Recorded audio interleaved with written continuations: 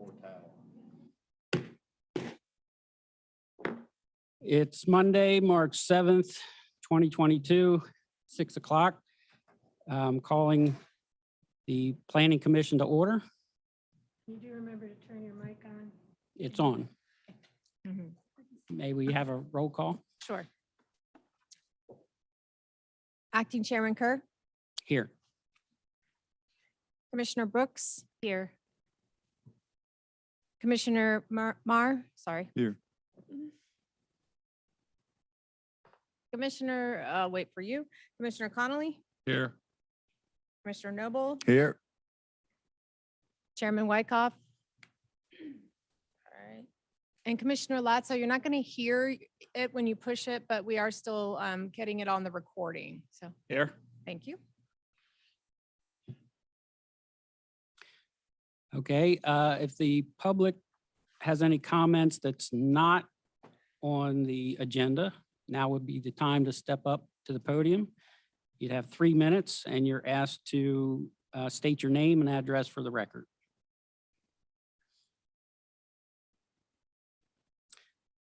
Okay, no public comment. Approval of the minutes. Anyone have any comment on the approval of the minutes? I make a motion to approve the minutes. I'll second. May we have a, Commissioner Brooks, Yes. Commissioner Noble, Yes. Commissioner Mar, Yes. Commissioner Latzo, Yes. Commissioner Connolly, Yes. Acting Chairman Kerr. yes. Thank you. New business. Do we have a presentation to begin with? I will go ahead and make my presentation for the first item. Yes, I'll try and speak loudly. So some sections in the C1 Tourist Commercial Zoning District need to be updated to reflect the current standards. So I'll just be going through each one of these sections, section by section, showing you the changes. So section 110-256, the definition, purpose, and intent, which is on page 9. The commercial general category is a reference to the City of Madeira Beach Comprehensive Plan and not the countywide plan. Section 110-257, permitted use. Also page 9. This amendment adds tourist dwelling units to the list of permitted uses. Throughout the C1 Tourist Commercial Zoning District, the code references as tourist dwelling units and temporary lodging. So staff believes the code intended to allow the tourist dwelling units, but failed to include it in the list of permitted uses. Section 110-260, minimum building site area requirements, which is on page 10. This is subsection 4. This is just to be consistent with the amendments in section 110-265, the special requirements. Section 110-262, maximum building height, which is on page 10. The code now measures height from base flood elevation plus freeboard. So staff proposes to remove the 2-story section since it's unclear if the stories are measured from the design flood elevation or grade. Section 110-263, maximum coverage, lot coverage, which is on page 11, subsections 1 and 3, is just to be consistent with the special requirements section. Section 110-264, impervious surface ratio, or ISR, is on page 11. The ISR is the ratio of impervious surface to the entire lot. So the comprehensive plan allows the commercial general to have an ISR of 0.9, and many of the lots in Johns Pass Village are closer to that 0.9. So we are proposing a 0.85 ISR. Section 110-265, the special requirements on page 11. The amended C. The proposed amendments remove the maximum width restrictions of a building and adds the requirement that larger buildings or 120 feet wide or more would have to be designed to have a visual appearance of multiple buildings in increments of 40 feet. Subsection D, removing that section should be removed to always account for the entire floor area ratio and not to exempt certain areas from being measured. New subsection E, many of the mechanical units are already located on the top or shielded from public rights of way. This ensures that all new mechanical equipment is shielded or not visible from right of way to ensure the district keeps its character. F, that's removed. The county allows for higher densities through the countywide plan rules, but Madeira Beach does not qualify for this allowance, nor does Madeira Beach agree to allow higher densities. The new F, the amendment considers the new proposed side yard setbacks of none. Buildings constructed on the property line would have to build the wall to meet Florida Building Code and firewall standards, like a party wall. And that's all I have for C1 tourist commercial. Staff recommends approval of all the amendments. Okay, thank you. Do we start with public comment or do we start with the board discussion?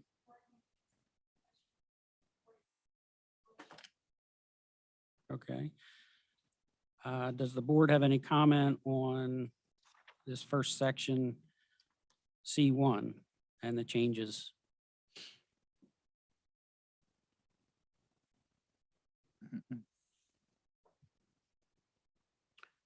Okay, I have a question or two.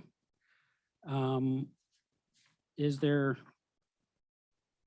any reason that the section 110-257, the permitted use, the staff believes that the code intended to allow tourist dwellings but failed to include, is there anything to back that conclusion, or is it just something that you just believe was the So if you look, activity in center? section 110, 260, subsection 4, let me go to it, 260. Minimum building site area requirements on 4, it talks about the temporary lodging units per acre. So we see it there. We also see it in section 110-263, subsection 3, which is the maximum lot coverage. That also refers to the temporary lodging uses, the FAR. And let's see, 110-265F. That the one that we're proposing to be removed says higher densities for temporary lodging units. So since we see it in the rest of the code we think that it was supposed to be an allowed use, it just wasn't in the Right. permitted Okay. uses. I'm good with that.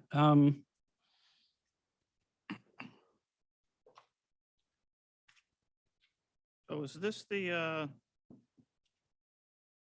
Johns Pass Village we're talking about? Yes, it That's is. the only place we have C1. Well, yeah. It's it's not the boardwalk though. The boardwalk is C2, So but those are all. basically yeah. everything else that's in there is that Yeah, if something C1. happened, there'd be no way to rebuild those the way they are. Correct. So then, and that's something that we're dealing with here a little bit at a time, but also when we come back with the activity center, that's why we're talking about the land use underlying it as well. Okay. Yeah.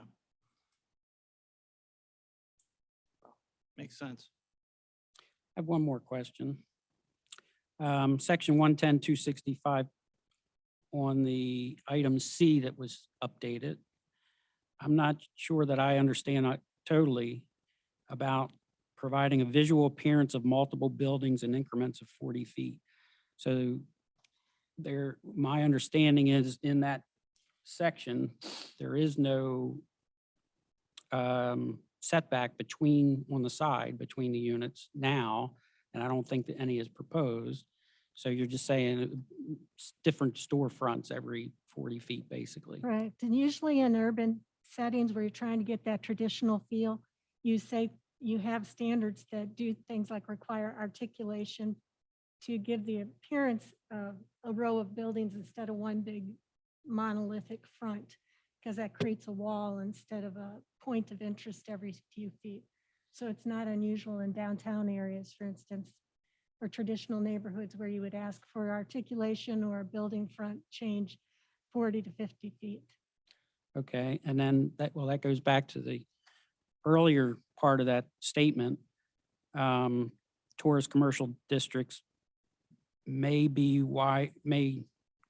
may be wider than 120 feet. It says no single commercial structure. No may be- single, okay, so may not be, Mhm. okay. I was reading it a little wrong. So every 120 feet, you have to have a Separate building. separate building. So if it's larger than 120 feet, then you have to start having that articulation where it looks like it's different buildings. Okay, do we have that now? No. Okay. So this would be if it was rebuilt in any way. Right, and we chose 40 because 40 was the width of the lots when it was subdivided down there. That was always the intended pattern between use. Originally, it was subdivided for all residential lots. The original plat at 40-foot lots. How does this correlate with last meeting? We were talking about the side setbacks. And I think some things were approved in C1.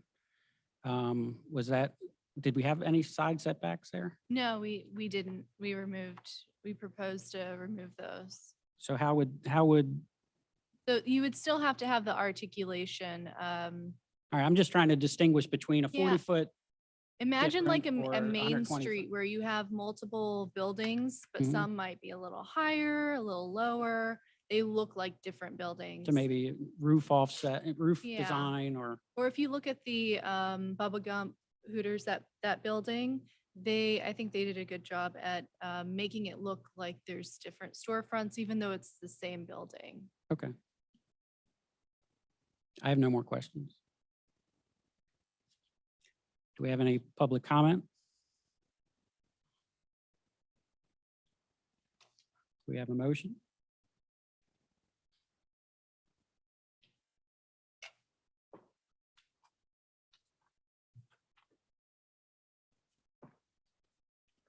I'll make a motion to accept the changes to TCH 2022-03C1 as written.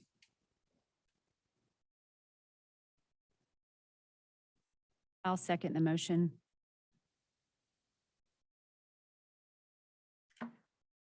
We have a roll call. Sure. Commissioner Noble, Yes. Commissioner Brooks, Yes. Commissioner Mar, Yes.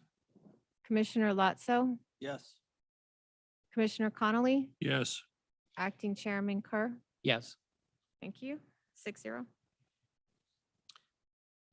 And next is TCH 2022-04 C2 section. So this will be very similar, a lot of similar changes. This is the boardwalk area in Johns Pass Village. So I'll just go through section by section again. Section 110-286, the definitions, purpose, and intent, which is on page 15, just to change that to the comprehensive plan and not the countywide plan.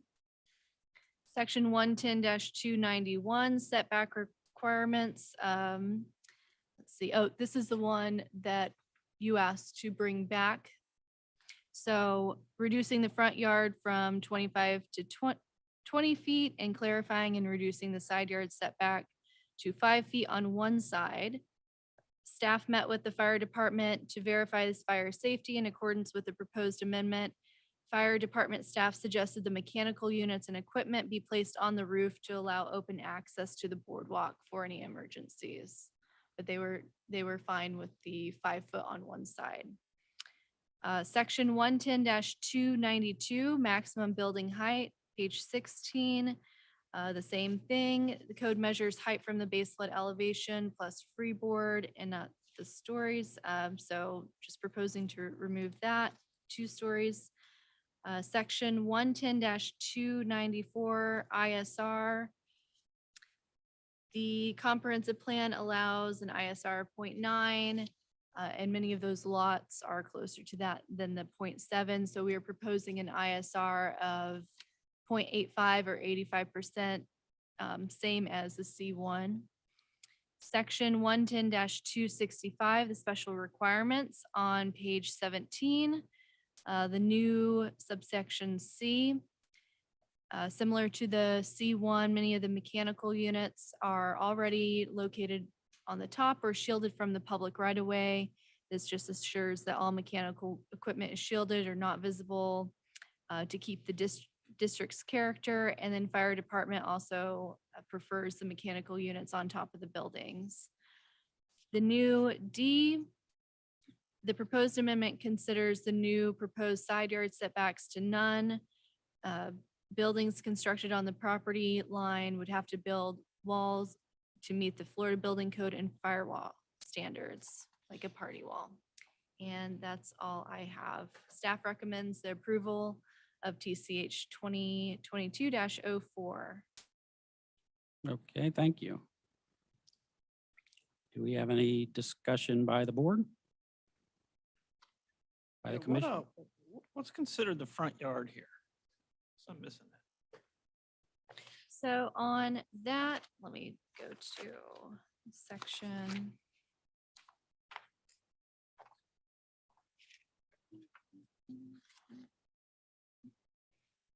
The front yard on the boardwalk is the road itself, and so the boardwalk is the rear.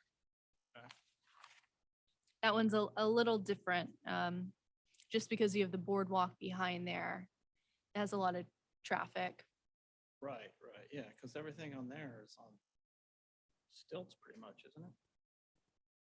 Yeah, so on the rear, everything's by the boardwalk, but then you think of the front is along the street, and that's like where their address is. Street called Boulevard, or are you talking that Uh, street? It's, no, it's not No. 129th. That It's street Board down It's behind it. boardwalk Boardwalk place. Place, Yeah. the street so itself, Mhm. yeah. And originally, those Trying to buil- get 5 more feet of setback there? Reducing so right now it's 25 Right. and we were asking for a 20. Just so that accommodates a parking spot. Just barely. Just barely. Parking spots are 18 feet. Right, yeah, it's only changed, well, what is the setback now? It's just changing 5 feet? Yes. Okay. What does that accomplish? It's more, it's closer to what's there right now. they're all non-conforming. A lot of nonconformities down there. This won't fix all the non-conformity down there, but Right, yeah, some that were actually permitted. Mhm. And again, this is more for redevelopment. Let's say, Right. yeah. It's a pretty vulnerable position for those buildings, so even if it weren't a major storm, something could come through the pass and Right. cause a lot of damage. Most of those buildings were built as single-story buildings initially. And you may recall that we just recently came through talking about heights and things for that district because the code still said that only single-family or single-story buildings were allowed along there, but everything's 2 now. And it all got approved during the 80s, apparently without reference to our code. So sometimes it's best to go back and fix the nonconformity, as opposed to expect the buildings to come back into conformance with something that doesn't make any sense anymore. A single-story building is not marketable. You couldn't build back and get financing for a single-story building in a commercial property. okay, do we have any public comment?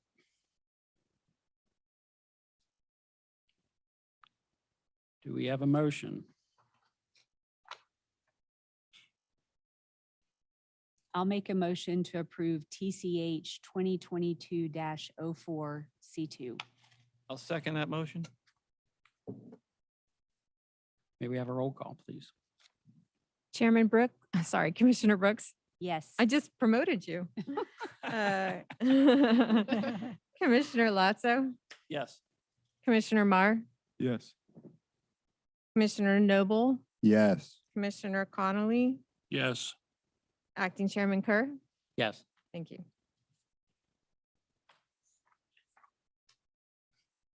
Okay, next line item is TCH 2022-05, section C3. Okay, this will sound very familiar. The C3 section or zoning district is on the east side of Gulf Boulevard. I'll go through section by section. Section 110-316, definitions, purpose, and intent on page 20, is changing from the countywide plan to the comprehensive plan. Section 110-320, minimum building site area requirements on page 21, subsection 4 and 5, just being consistent with the amendments in section 110-326, the special requirements. Section 110-322, maximum building height, removing the references to stories. Section 110-323, maximum lot coverage on page 22 and 23. Subsection 2 is to be consistent with the amendments in the special requirements. The subsection 3, to increase the floor area ratio of the residential office retail properties from 0.4 to 0.55, which just is consistent with the comprehensive plan as well as the countywide rules. Section 110-326, special requirements on page 23 and 24. The amended B makes multiple buildings on one lot to have minimum of 10 feet of separation internally instead of 1/2 of the building height. The code does not specify where that measurement of the height would begin, whether it's from grade or DFE. Amended section C, staff interprets this section to refer to non-residential uses that abut residential properties. If the code intended this to be for all proposed uses in C3, then the setbacks would be increased by 5 feet with landscape screening. The removed D, the landscape screening is required through the landscape section in the code. And the removed G, the county allows for higher densities through the countywide plan rules, but Madeira Beach does not qualify for this allowance or agree to allow for higher densities. So removing that.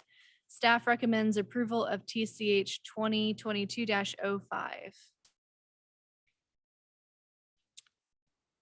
Do we have any discussion amongst the commission?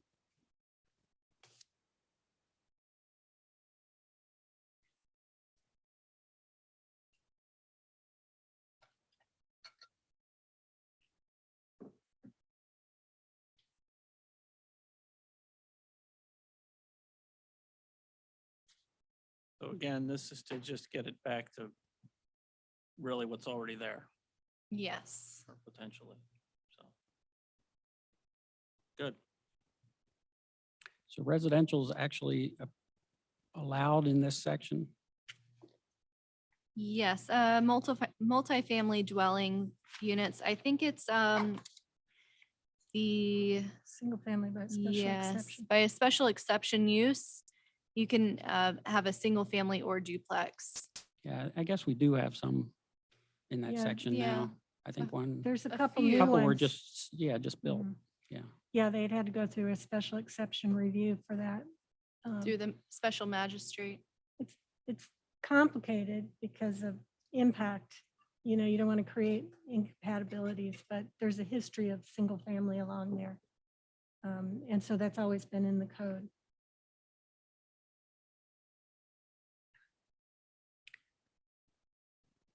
Okay, not to jump ahead, but just to keep everything in my mind straight. On the other side of the street, On the west side, you have R3. that's R3. Yeah, Mhm. And we'll be bringing that to you next month. Well, R3. it's referenced here, but I'm just trying to get in my Oh. mind, you can have residential on the second or third story over commercial space, Yes, but that's not in R3. Oh, in R3, yes. but not in C3.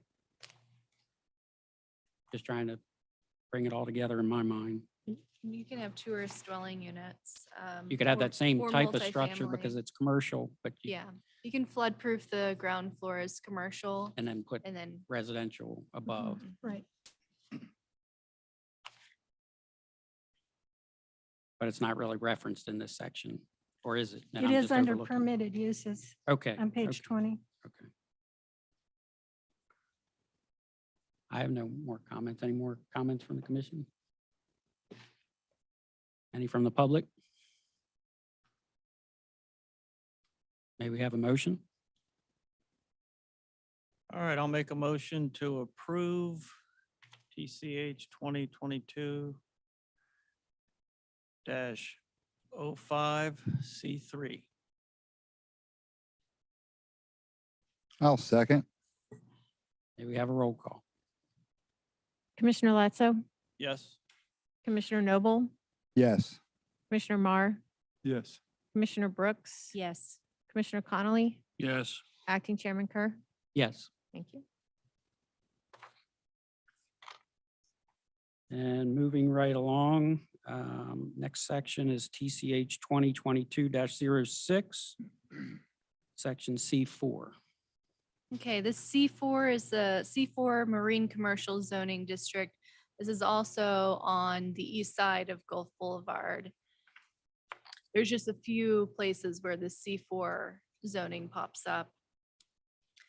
The section 110-346, the definitions, purpose and intent on page 27 is removing the countywide plan and putting in the comprehensive plan.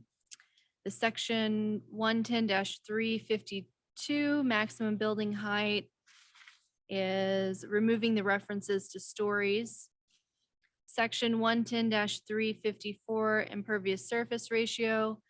The code does not address the impervious surface ratio for the C4 zoning district. So this is creating that new section to put the ISR in there. So the comprehensive plan allows for an ISR of 0.85. So that's what we are proposing. Section 110-355, buffering requirements, renumbering the sections to be consistent. Section 110-356, special requirements, the amended subsection A. The amendment allows residential dwelling units on all upper levels above commercial or office units and not just the second floor. Removed subsection E, that's the higher densities through the countywide plan rules. We do not qualify for that allowance and the city did not agree to allow for higher densities.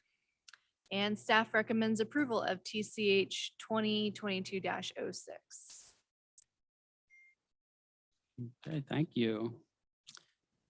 Is there any discussion amongst the commission?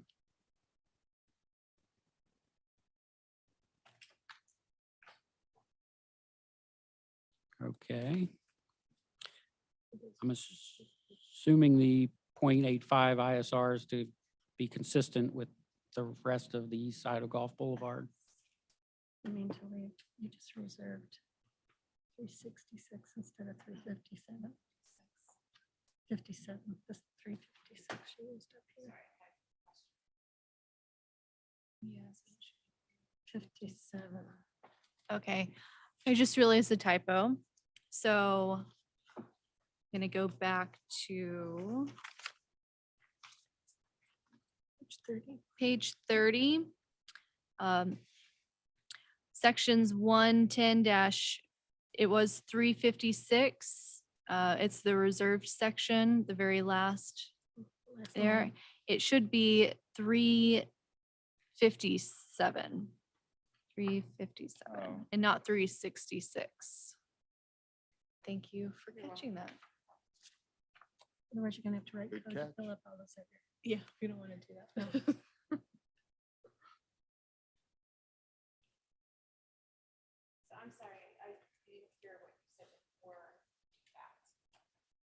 I really didn't have any comment. I was asking for comment from the commission, and there is none. I'm assuming still none. Do we have any comment from the public?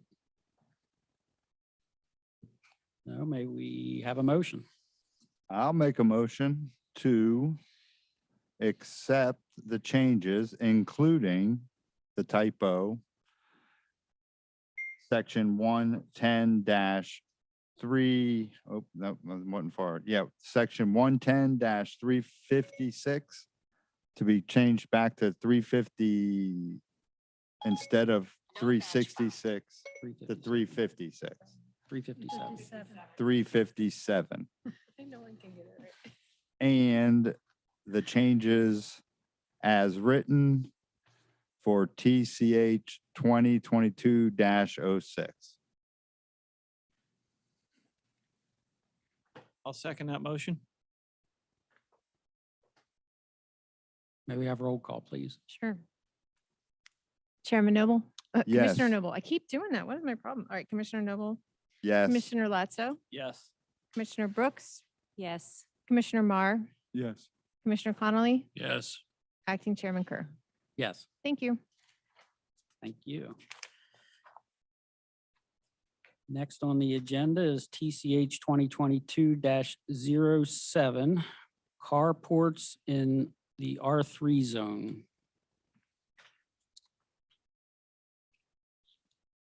Yes, so the section or division 4 that deals with accessory structures deals with carports. And it also has specific definitions for sizes and the placement of accessories. One of the prohibitions for placement is that it can't be in a front yard, which is defined by the front wall of the main building, the principal building, anything between there and the property line. And another is that it defines accessory structures as being 8 by 10 by 8.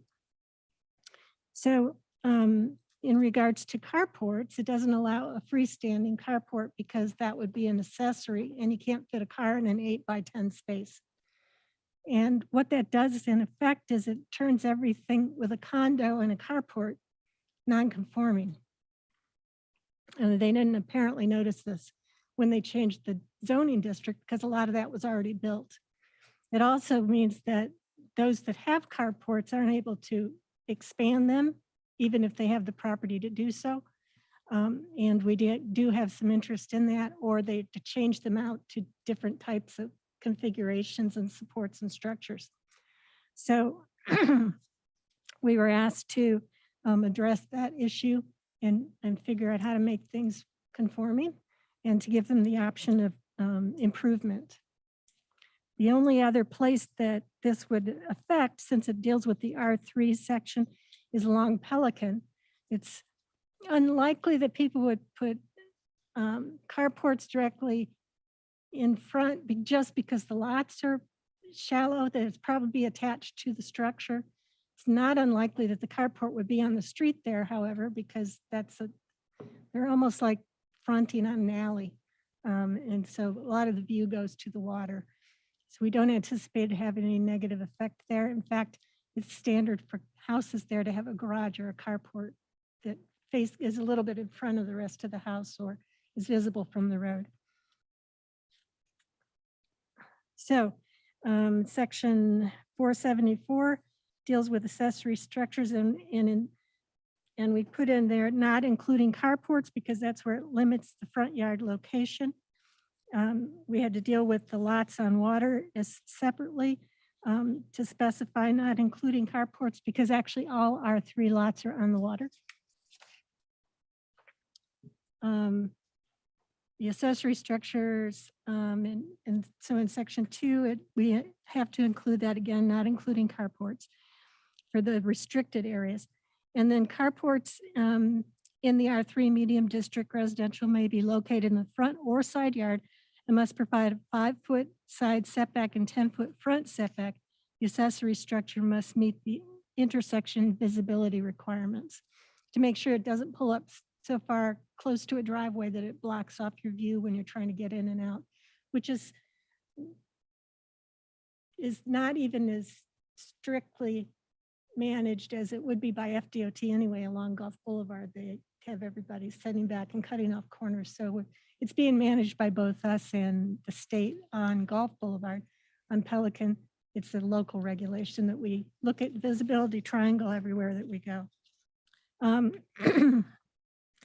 So under the maximum size on page 35, 480, 110, 480, it deals with maximum size. And because we had to set a new standard for what a carport is, because again, the only thing we had for accessory was the 8x10 on the ground.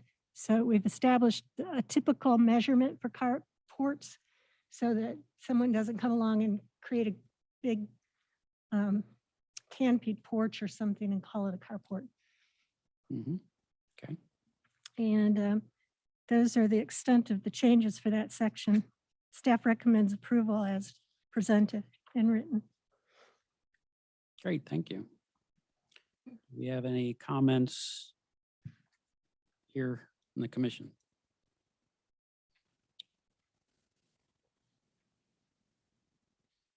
I have a question. Mhm. This is strictly for freestanding structures. If it's attached to the building, it doesn't fall under this. Correct. Okay. So freestanding is not hurricane proof. Oh, When you and say freestanding, that means it's not attached. it's not to attached to the anything. building, but it can be anchored down, yes. It's got to be anchored It's got to down. be anchored down, yes. Everything in the floodplain. So in other words, it has to have some kind of code that would bring it up to hurricane. Yes. Yes, it's got to meet building code, which out here in the floodplain is everything. If you can't roll it into your garage and Certainly don't want protect it, that then- blown around. No, you don't want it blown around. I did lose one myself that wasn't attached very well at a house I Sure. was at my. during Charlie, I think it was. Any other comments? Do we have any public comments? Do we have do we have a motion? I'll make a motion to approve TCH 2022-7 carports in R3 changes. I'll We have a- second that motion. May we have a roll call, please? Commissioner Brooks, Yes. Commissioner Latzo, Yes. Commissioner Mar, Yes. Commissioner Noble, Yes. Commissioner Connolly, Yes. Acting Chairman Kerr. Yes. Thank you. Next on the agenda is TCH 2022-08 yard regulations.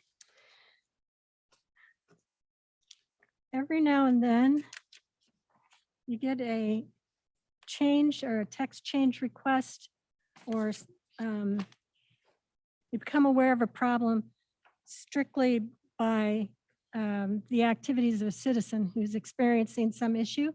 And in this particular case, we were fortunate to have Mr. Schlosser, who's here today, I know, involved because he had one issue specific to his property he was concerned about the implementation of code for. And then in addition to that, spent a lot of time with the code going through finding places where there were kind of inconsistencies, like you see we find all the time and try to fix. In this case, it was an area we weren't focusing on, which was the definitions of things, what constitutes an accessory, or what constitutes other things that are allowed in garden areas and just around on the property. For instance, there are some places where it says, it lists out things that can be built, for instance, in your yard, and it doesn't include everything that people typically put in their yards. And so we needed to go back and and it turned out that didn't need to make a whole lot of changes to get to that issue, but they did need to be addressed. And so Mr. Schlosser's been very patient about this actually, because it's been going on a while, partially because we had so many referrals on these other issues that we had to clear out first. So on what's proposed here is to begin with the definitions for the yard regulations under on page 38 in your packet, 110-427. Um, And it starts out, as you could see, every part of the required yard must be open to the sky unobstructed except, and what it used to say, it stopped there and then said the following may be encroachments and minimum yard setbacks to each lot, provided the required permit's been obtained. And it listed a number of things that didn't include everything. And so that's because a lot of those other things are actually already permitted elsewhere in the code specifically. But we felt it's really important that that be listed because you can read this part of the code, not realize that those other things turn up somewhere else, not in that they're actually regulated. And it creates the conflict that this seems to imply you can't do them and someplace else implies you can. So we've added in the phrase except as otherwise permitted in the code. And under garden ornaments, we have suggested that you include, but not be limited to, and we added in columns. People often use columns of some sort as decorative posts and things around the patio or, at the back of houses or things of that nature throughout their garden. Also, we recently amended the hedge. You may remember we amended hedge regulations to allow structural elements such as columns, which are typical in the north, especially the northeast. You see a hedge that has brick column and then partial hedge, things like that. And that really wasn't included before and wouldn't have been allowed. So we've recommended that. We have recommended that they be placed, it used to say 10 feet from the property line, but we were recommending 5 feet. And in a case, of course, where they're part of a hedge, they could be on the property line because then they're defined elsewhere under hedges. So, and we didn't think that garden ornaments need to be 10 feet off a property line if you can also put a column and a hedge directly on the property line. That seemed kind of excessive. So, and then under 13, you say the ordinary protection of steps and or projections of steps and sills. We needed to be careful about that because of setback and even FEMA problems. So we've had people come in and propose houses that were built right at the setback and then have their steps extend way out almost to the street or the sidewalk, which is inconsistent as it's attached to the house. It's inconsistent with setback requirements. So that requires entirely re-engineering the house if they come in with that ahead of time. So we wanted to specify that meant walkways and paths that are included in the ISR are allowed out there, but not steps that go out all the way to the road or sidewalk. So those are the issues that are addressed specifically under this section of the code. And we recommend approval. I think that Mr. Schlosser would like to talk to you. Well, given we have Mr. Schlosser with us, I'd like to start the public comment first on this section. If So do I need, is this on? Is this on already? I, Same be- thing, it's I- not I- gonna work. they're Okay. having some technical difficulty. Start with your name and address, please. Right. So my name is David Schlosser. I'm 494 Crystal Drive. And members of the commission, Director Portel and staff, appreciate this opportunity. First of all, the whole reason I'm here is the decorative columns. This has been going on, as Linda said, she kind of stole a lot of my thunder for 2 years. And I'm very, very pleased that we're finally doing something about this because they weren't quite finished. So they've been basically just on hold for 2 years now. And it kind of gets to me. First of all, I'm thankful and appreciative that we're trying to provide relief on this issue. However, the setback, which I'm not sure if you just addressed in my favor or not, I think that little setback requirement could make me destroy some of these columns, which are, they are the reason that this whole exception is in there, and to be ashamed to destroy them. I'm a strong proponent of property rights. And I think that any time that the city, and I understand there are times that the community needs overweigh property rights. I get that. But I think when we do that, I think we should articulate a reason why. For example, in the accessory structures code, for lots not on the water, they have a 30-inch setback, and they give a reason for that. That's for vegetation control. They want to get a mower back there. They want to be able to cut the grass behind the shed, so there's no, invasive weeds growing up where they can't get to them. So if we do have a setback, I wish that we would put a reason for it along with it. I don't think we need a setback here because, I have some columns that are integrated into a hedge. They're between the pool and the fence. They look right. They look like they belong there. They're not obstructing any view.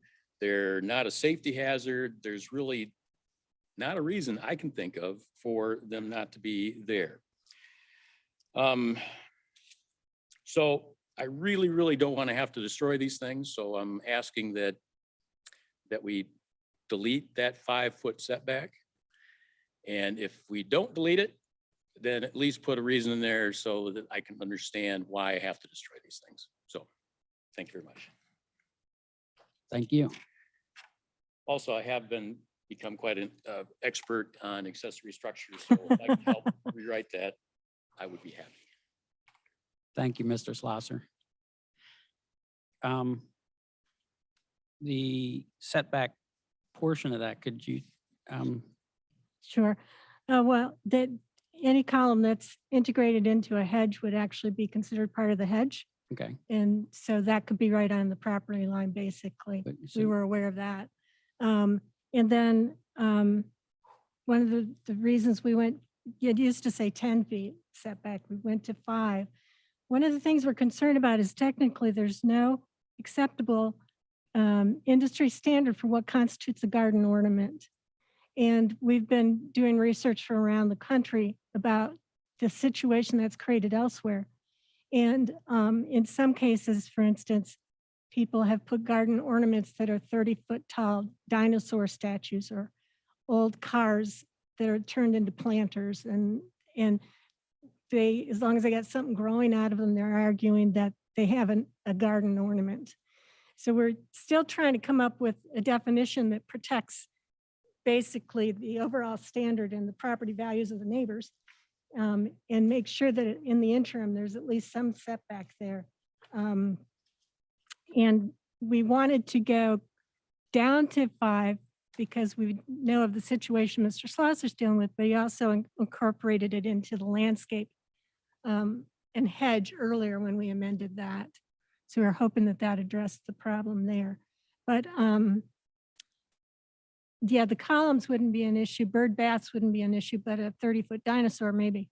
And it's surprising the number of those things that are scattered around the country. Our whole garden walls that are created with toilets that have potted plants in the front yard and things like that. And they're not considered accessories because they're garden ornaments, so they can be everywhere. There's all kinds of things. So we're trying to figure out if we can come back with a definition, that helps with that, then there might be some more flexibility dealing with the setback. But at this point, we thought that the community could tolerate breaking that down in half, especially since the hedge allows some flexibility. You could put almost anything in the hedge if it's structural and it doesn't slosh over onto the neighbor's property. So as far as Mr. Schlosser's concerned, he shouldn't have any concern. We think that the 5-foot does it where his columns are. No, the columns that are in the hedge, and I didn't see that hedge written anywhere. Yeah, it's in the hedge Columns that are in section. the hedge are an average of about 1 foot from the property. Right, but they're in the hedge. And the hedge only needs to be sections of, I think it's 3 feet worth of, yeah, it's in the definition section for hedges. We had dealt with that earlier in another amendment. We've been working on this piece by piece. I have a question for you. Yes.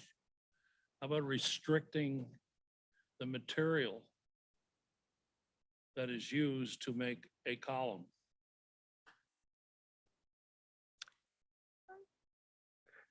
Because if you make it out of masonry cement with stone Yeah, or brick or cultured stone, it's a pleasing to the eye.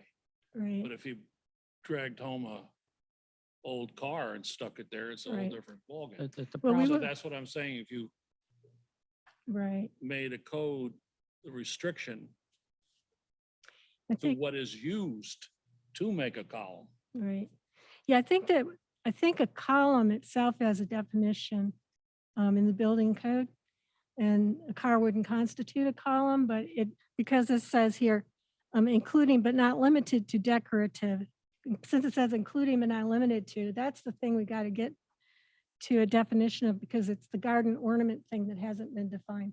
So a lot of times nowadays, people will do columns that are like, they're anchored with concrete, but they're fiberglass or some other material. And, they look like masonry, but That's the point I was going to make. I mean, yeah, hardwood floor is not necessarily wood. Same way with a Oh, yeah. concrete column, it may not be concrete. it's not the definition of column, it's the It's the- definition of the garden ornament and what's And considered the appearance, yes. acceptance. My question would be, if you're going to put a car as an ornament, Yeah. and you held it 5 foot away from the property line or 10 foot, it's still going to be an eyesore. Yeah, that's why we So- still have to address that. We've been doing lots of research on it, Yeah. but whatever we come up with has to be defended legally. And they've been having a lot of trouble defining down garden ornaments around the country, so.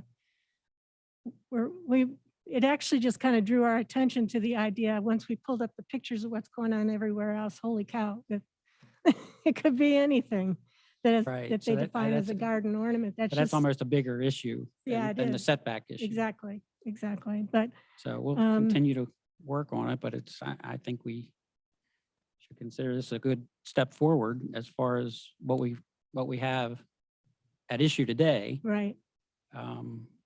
But I don't, any comments from the commission? So if we accept the changes, does that Yeah, solve his problem? No. No. I think it does, Does that, because his columns, if they're close to closer than 5 feet, are actually incorporated as part they're of the within the hedge. 5 feet because Well, they're the- with a foot. No, but but they're part of the they're hedge. part of the hedge. Right. And we have a definition for hedge. But if someone were to come up and say that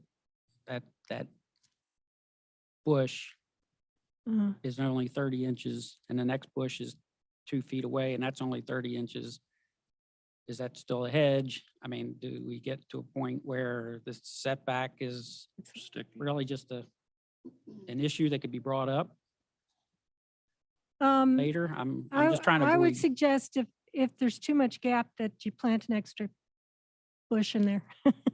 But the way the hedge works, you have to have, you can have some break now and then, and it still constitutes a hedge.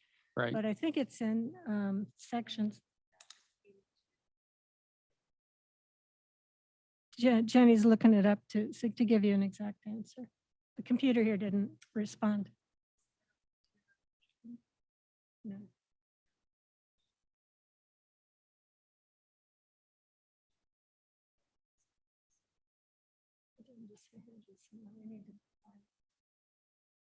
We go back to our definition of hedges. Okay. We lucked out.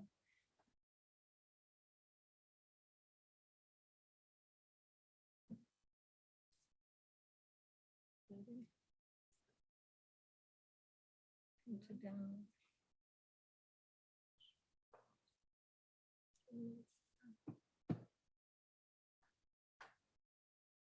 Oh, it's very tiny, 1 minute. Okay, so ordinance 2021-18 amended the, let's see, section 82-2, which is the definition sections in the code for hedges. So how the definition of hedges reads, hedges means any installation or placement of plants, structural elements, feature art, ornaments, or objects that together form a row, boundary, or screen that extends more than 3 feet before a break or open space, of at least 3 feet horizontally and 6 feet vertically.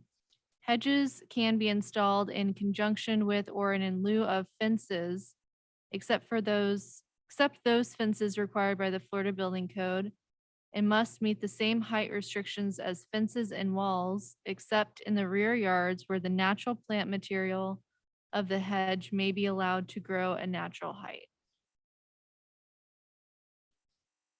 And then since that section doesn't specify how high the structural column can be, if the plant material can go to natural height, it's reasonable to expect the columns could be higher as well. If that was a recent change the commission wanted was to allow that rear yard, you'll remember, the rear yard hedges to go to natural height. I know you recommended against that, but that they approved it anyway. I remember. Okay, so it's, we just want to add decorative columns as an ornament, as a garden ornament. Yes, right here, what we're That's just what adding. solves his we're just- problem, seeing that it's not structural. I guess not Right. structural would mean something that doesn't have a footer. I mean, how would you? decide Well, it's no, not that structural? actually, It's not holding they something have, up. if they're going to be installed out there, they're going to have to be bolted down and hurricane proofed. Mhm. In his case, you'd be really hard pressed to move those things. And because you don't want them flying next door. You know, Right, we're just trying to get our mind Right. around the setback piece of it. That's Oh, what, okay. Well, what then the, that's a what the separate requirement. piece. Yeah, that's a separate That's a piece. separate, it's Yeah, kind of yeah. disclosing in there. Oh. And also, you know, anywhere you put a back from 10 structural to 5. piece, Now, which setback? this is From the side or the rear. seawall? Is this a side That's the setback? outside of the seawall is you set back from the outside the seawall in the back, or you set back from the Mentioned his property line on pool. the side. Any of the property lines. Right.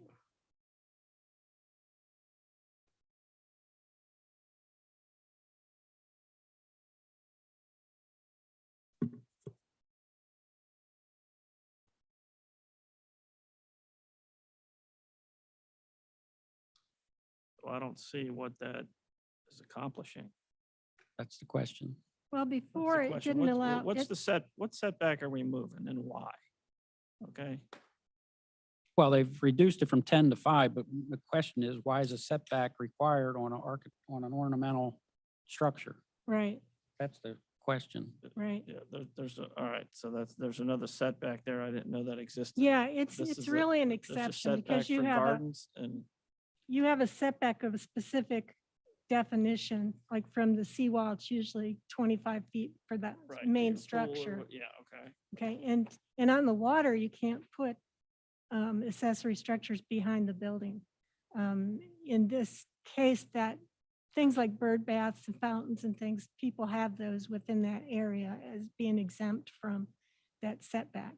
Same on the side, you'll often have people will put garden ornaments and things on the side of the house or closer than the 7 or 8 feet that you have the house. Bird baths and things like that. And it's never been a problem. We haven't had any complaints about that sort of thing. We get complaints about hedges all the time, but not about usually ornamental things, bird baths and things of that nature. So I'm not really sure where the original 10-foot setback came from, especially given the fact that in a lot of these districts, your house setback is only 7 or 8 feet. So requiring, Yeah, There's It- not 10 feet there. right. There's not 10 feet on the side. Right. Right, and typically that setback would go all the way down to the backyard. So you would have to put your bird bath in further away from the neighbor's house than you had to put your house. And there's, we figured 5 feet. Yeah, we figured 5 feet. I mean, in R2, 5 foot's a reasonable setback even for the house. So what are we protecting people from? And that's, If a 35-foot Just, you know, house we're can be protecting there, them. why can't a bird bath be there? And you're protecting them from having a bunch of junk piled up in between the houses. That's what we're Right. protecting them from. Do we really need bird baths piled up or whatever? Mhm. Well, that's what you're discussing. Yeah, that's what I was trying to understand. Mhm. It probably should have been a separate paragraph because it's kind of a separate issue than the ornament part of it. That's where I You know, that's where the whole thing got crossed Yeah, up with under me. the garden And yeah, that's all. And Yeah. that's what I was trying to get my mind around. His issue, once that thing's a garden ornament, he's fine. right. But- And this is a separate issue. Are we gonna now, gonna allow people to start putting stuff 5 feet from the, you know, because I don't know if I want to look out my backyard and see what the guy over here did, just 5 feet off the fence was something that I don't want to see. Mm-hmm. You know, his shrubs and things are one thing, you know, that's vegetation. I don't know if Mhm. this is a separate issue. You know, whether the guy, you know, whatever he might come across, Mhm. you know, some decorative pirate from some pub that closed down and then he sets it there. But again, if you're You know. looking at it 1 foot off the line, 5 feet off the line, or 10 feet off the line, you're still looking at it. Well, 10's a lot better than 5. All right, because then he's getting a lot more piece of it. Okay? No, truly, you know? Well, that's why we think we need to deal with the garden ornaments in the definitions section. Yeah. And it may be that instead of specifying what things you consider garden ornaments, you come up with a dimensional Right. restriction, you know, it can only be this size. Well, that's what helps control that is that setback. Yeah, all right? well, Because as you partially. shrink that setback, you allow for these ornaments to become bigger. But you're also talking about permanently affixed items in the yard, not stuff that people are just piling up. That's not permanently affixed, so that doesn't. She was talking Pertain about to bird this. baths or something. It says bird baths, but if it's a bird bath, that means it's got to be permanently planted. It's in going to the have to be ground. anchored. So Yeah. it's not something, it's not talking about things that people can just move around. Like I just bring in a bunch Yeah, of no, I'm not junk and assuming they pile can it- move them around. Right. Yeah, they're gonna bring whatever they're gonna bring and put it there. But yeah, you start talking about how big something can be, you get somebody an extra 5 feet. So it doesn't discuss sizes. It's Not yet. We haven't been able to find a definition that was defensible for that. We're still looking. And that would go under the garden ornament. That would go in the definitions section, what constitutes a garden ornament. So the garden ornaments section is something that's still living and you're working on, but we want Yes. to pass this to at least get this forward. Mr. Slosser has not finished what he's been working on for the last couple of years because this has been And we've been holding off. limbo. We've been holding off code enforcement Sure. for that. So this would at least move it forward where he could finish his project. We feel, I believe that this all would comply. The hedge would, fit within that Right. structure, The- but it's something that can still be The talked about. questions are legitimate though, because every time you change something, you change it for the whole city. Right. In this section. See, Right, where, you can't make a where decision this, just for Mr. Slosser, but. but it may not he be triggered suitable it. for something else. Yeah, right. Yeah. I- And we're very concerned, which is why I brought up what constitutes a garden ornament, and just how big it can get. And We figured that, given the fact, again, that at least in the R2 district, you can put your 35-foot house within 5 feet of property line.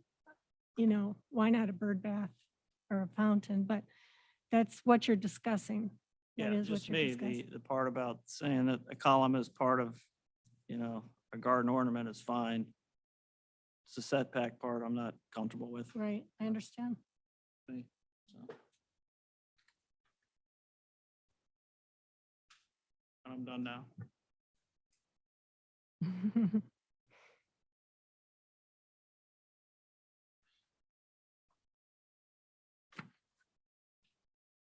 I don't think I have anything else. Does it, anything by the rest of the commission? May we have a motion?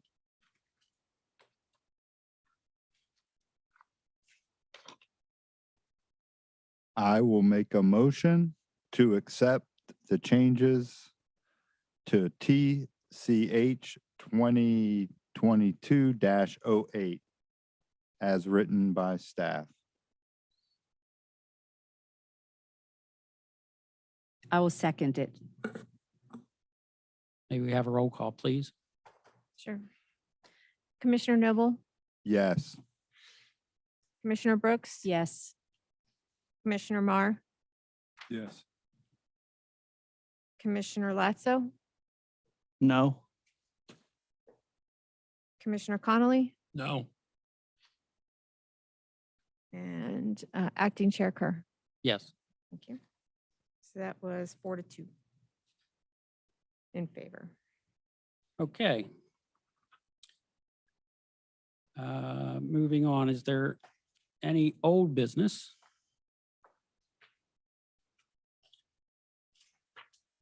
No, Any administrative staff presentations? no, we think we've done enough. Okay. So- And then item number 8, Planning Commission discussion. Does anyone have anything that they'd like to bring up for future meetings to discuss? I think we're still doing the same process, but we would also email you if we wanted something added in line item 8 here. Yes, that would Agenda be item helpful. 8, not line item. Thinking about work. Yeah. All right, I have one. I was, a resident came up to me and asked me about the micro mobility Mhm. and where we stand with planning on that. They recently moved from Key West and they enjoyed that, be able to bike everywhere and go through town without a car. And they referenced Indian Rocks Beach, how they really push for that. I know it's tough with the marine commercial areas that we have as far as getting a path other than on Gulf Boulevard, but Right. I'd like to bring that, I made a commitment to bring that up for a future agenda topic. So I'd like to One, discuss and one that. thing would help is we can get you the recently prepared ordinance on micromobility because the keys, the islands along here all agreed to adopt the same standard for that so that it was consistent from place to place in terms of enforcement and all. So we've recently created a whole new section for that in the code. And let us send that out to everybody. It's been a while since we brought it back through the board so that everybody sees what we've been doing and give you a better chance to look and ask some questions specifically if you don't think it's covering something. We did need to amend the code to provide some protections because we were, you get micro mobility things driving around by unlicensed people, leaving them all over the place. It's become a real issue, not just here, but in all tourist locations. And also they wanted to address the motorized vehicles on the beach because that's just a chaotic and dangerous situation. And then we do have the issue of being a long key. And so our main corridor is Gulf Boulevard, and some things you can ride out there as bicycles. Even the motorized bikes are considered standard bicycles in the bike path. But there are some things you can't take out there. They have to be of a certain size and function in terms of signaling and lighting and everything like that to meet state code on what's allowed on a highway. But it'd be good to send that all out. Gives you a chance to look through it and ask us some specific questions about it. That would be great. I think I just read in the Beach Beacon that Treasure Island and maybe St. Pete Beach is they're doing a study up to Johns Pass on that issue. They're, We all traded off the thing Okay. among us and wrote it together. Actually, it started out, as a matter of fact, with Andrew's draft. And then everybody worked off of Andrew's draft. So we actually initiated the process. But all the big C all agreed that okay, they would want to have the same regs, because otherwise you go from place to place and it's chaos for the sheriff's office trying to decide what they're enforcing where they are. great. Oh, okay. Oh, okay. Just for Andrew, Andrew, would you Andrew, you're mind gonna have coming to to the stand up and get on the record. microphone. So Forward Pinellas is doing a study with St. Pete Beach and Treasure Island and I think the consultant group, Kimley Horn, on complete street improvements to Gulf Boulevard within those municipalities. So like there are crosswalks, like bike lanes, Sidewalk widths. sidewalk widths, potentially lowering the speed limit to probably like 30 or 25 miles per hour, like those kinds of improvements. But it seems like they had the money locally potentially to match some. Fort Pinellas does have money available for complete streets, but you have to be able to match the money. And you have to have interest among the commission. That Right. too. Yeah. Thank you, Andrew. Thank you. Great, so we'll have that as a future. We'll agenda get the item. micromobility to you and we'll keep you up to date on what's going on with. We haven't proposed the complete streets here because there hasn't been that kind of interest on the commission lately. Because it does have implications for expense Sure. matching and also speed limits and other things that make people a little bit nervous. Understandable. Does anyone have any other items?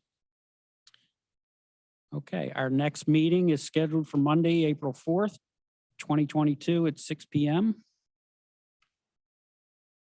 Informational materials, what's that? Just if anybody was handing anything out, but we didn't have Okay. anything here. And it's 7:11. And adjourn this meeting. Thank you. Good job, Ray.